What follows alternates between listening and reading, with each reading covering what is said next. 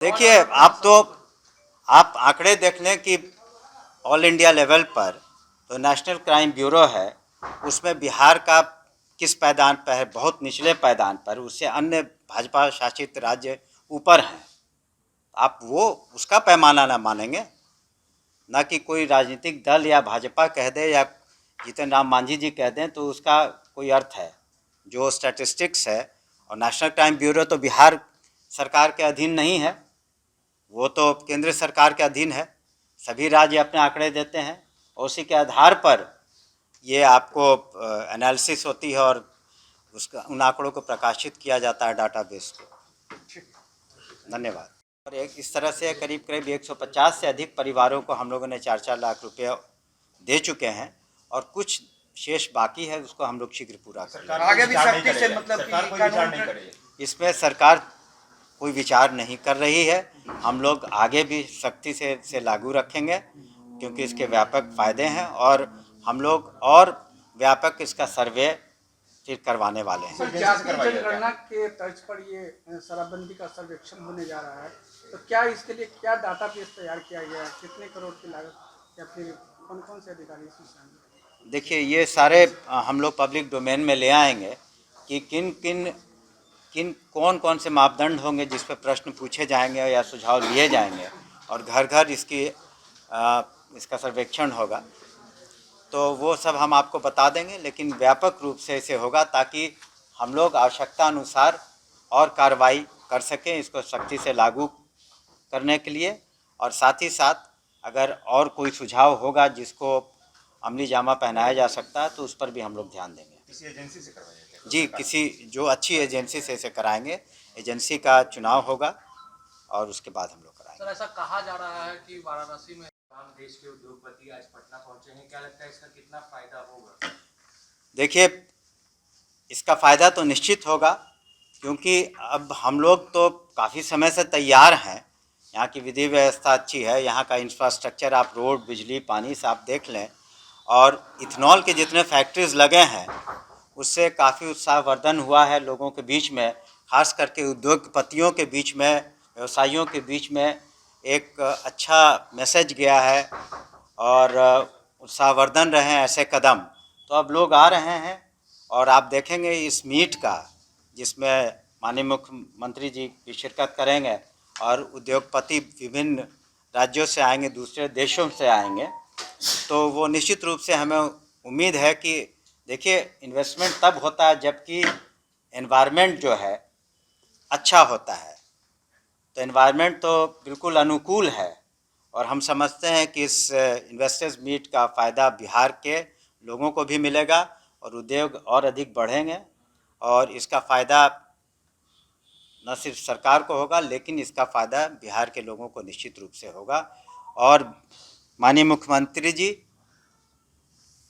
इतनी मेहनत करते हैं ताकि बिहार और आगे बढ़े, प्रगति करे, और बिहार जो पिछड़ा राज्य है और इसीलिए बार बार हम लोग विशेष राज्य की मांग भी करते हैं ताकि बिहार के विकास में तेज़ी आ सके और जो कमियां उसे पूरी की जा सके। तो ये तो हमारा एक काफ़ी पहले से और एक मुख्य मुद्दा भी है और आगे भी रहेगा। तो हिंदुस्तान तो आज़ाद देश है, माननीय मुख्यमंत्री जी को जहां सूट करेगा तो वो अपना निश्चित रूप से रैली करेंगे, चुनाव प्रचार करेंगे जब समय आने पर। तो किसी के कहने पर तो ये तो स्वतंत्र देश है और हमारी पार्टी जनता दल यूनाइटेड जो इंडिया गठबंधन का हिस्सा है और यहाँ महागठबंधन की सरकार जो इंडिया का हिस्सा है, तो आवश्यकता अनुसार हम लोग जहाँ ज़रूरत होगी वहाँ रैली माननीय मुख्यमंत्री जी की होगी। यूपी में चुनाव लड़ने की तैयारी है मुख्यमंत्री की? समय आने पर आप, ये तो और लोग कह रहे हैं लेकिन निर्णय तो पार्टी का होगा, माननीय मुख्यमंत्री जी का होगा। किसी के कहने पर और सुनने पर तो निर्णय नहीं लिए जाते हैं।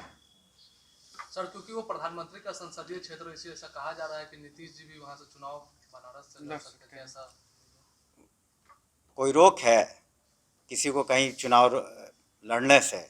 रोक तो कहीं नहीं है, लेकिन हमने कहा समय आने पर उचित निर्णय जो इंडिया गठबंधन और माननीय मुख्यमंत्री जी लेंगे उसकी सूचना आपको मिल जाएगी। भाजपा के लोग मजाक उड़ा रहे हैं, कह रहे हैं उत्तर प्रदेश में जाएंगे जेडीयू के कार्यकर्ता शराब पिएंगे। बिहार में तो देखिए, जनता मालिक है, मजाक उड़ाना तो एक निचले स्तर की राजनीति है। माननीय मुख्यमंत्री जी का जो चेहरा है, स्वच्छ छवि है और इतने सालों का अनुभव है रेल मंत्री के रूप में, कृषि मंत्री के रूप में, मुख्यमंत्री के रूप में, और जो उन्होंने हर तरह के बदलाव किए हैं बिहार में, जिस तरह का रोड, सड़कें, बिजली और जो सामाजिक परिवर्तन हुए हैं, तो सबके देखने की चीज़ है, पूरा देश इसे मानता है।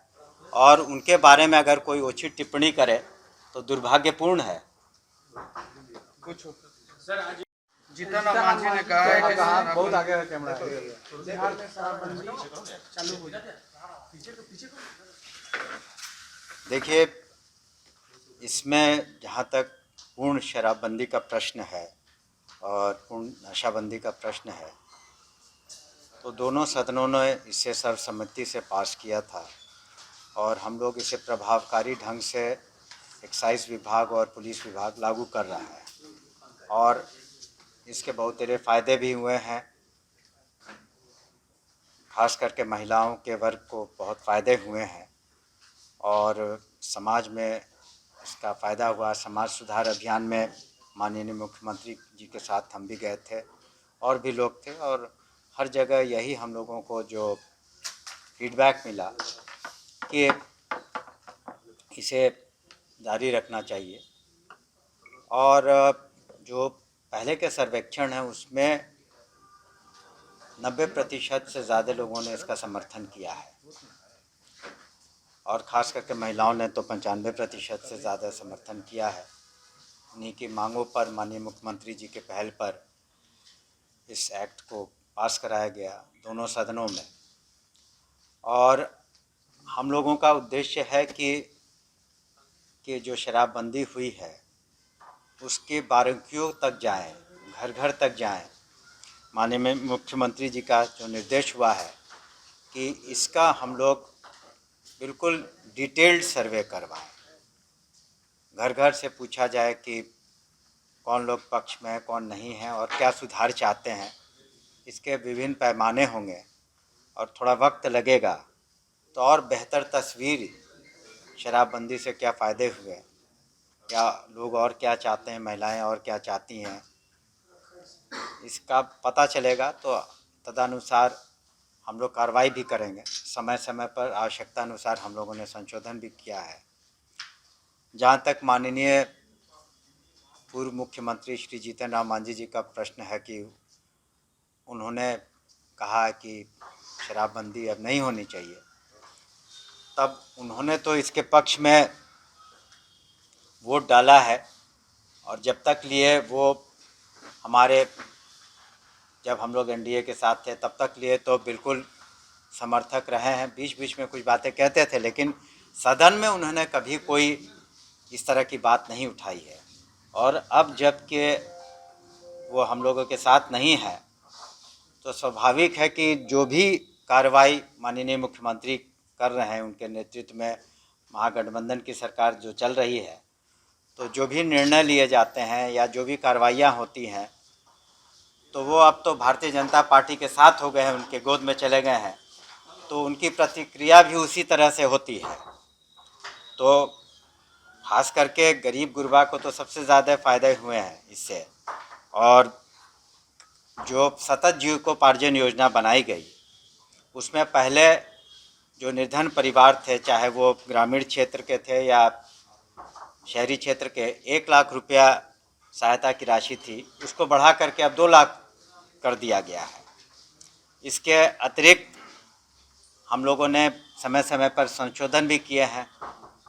तो जबकि हम लोग सारी कार्रवाइयाँ कर रहे हैं आवश्यकता अनुसार, तो माननीय जीतन राम मांझी का इस तरह का बयान देने का कोई तुक नहीं है और वो एक सिर्फ राजनीति से प्रेरित हैं। सबको पता है कि 2024 का चुनाव आने वाला है, तो वो एक अपना स्वाभाविक रूप से वो भारतीय जनता पार्टी के जो उन्हें निर्देश देती है कि आप ऐसा कहें वैसा कहें, तो वही कर रहे हैं वो। मणिपुर की सरकार ने बंद किया है और एसोसिएशन की तरफ से भी मांग पत्र भी भेजा गया है। देखिए, मणिपुर की जो सामाजिक व्यवस्था है और वहाँ की सरकार ने अपने सोच विचार से अपने राज्य में किया। हम लोगों ने तो अपने राज्य में यहाँ की सोच के अनुसार से किया। यहाँ के दोनों सदनों ने पास किया। यहाँ पर मानव श्रृंखला बनी, उसमें करोड़ों लोग उसमें शामिल थे और यहाँ पर व्यापक जन समर्थन है। तो इसके जो व्यापक सामाजिक फ़ायदे हुए हैं, बार बार माननीय मुख्यमंत्री जी भी कहते हैं, हम लोग भी कहते रहे हैं कि किस तरह से महिलाओं को फ़ायदे हुए हैं। उनके हाथों में अब थोड़े ज़्यादा पैसे आने लगे हैं, खाने पीने की वस्तुएं खरीद रही हैं, शिक्षा पर ध्यान दे रही हैं और छेड़खानी के मामले निश्चित रूप से कम हुए हैं। और जो होली का त्यौहार, दशहरा के त्यौहार या शादियों में आप देखते होंगे कि आम तौर पर शराब पी करके कोई हंगामा नहीं करता। गिरफ्तारियां हुई हैं, ट्रायल हुए हैं और दूसरे राज्यों से भी आपको बता दें कि 6000 से ज़्यादा गिरफ्तारियां हुई शराब माफियाओं के। और हम लोग बार बार ये कहे हैं और कह रहे हैं कि जो ज़्यादा हम लोगों का ज़ोर जो शराब के मैन्युफैक्चरर हैं, सप्लायर हैं या होम डिलीवरी करवाते हैं, उन पर हम लोगों की ज़्यादा पैनी नज़र है, ना कि पी करके कोई घूम रहा है। तो उसके बारे में भी तो हम लोगों ने संशोधन किए हैं और बेलेबल सेक्शन किया है कि अगर पी करके पहली बार कोई पकड़ा जाता है तो उसको बेल दिए जाते हैं।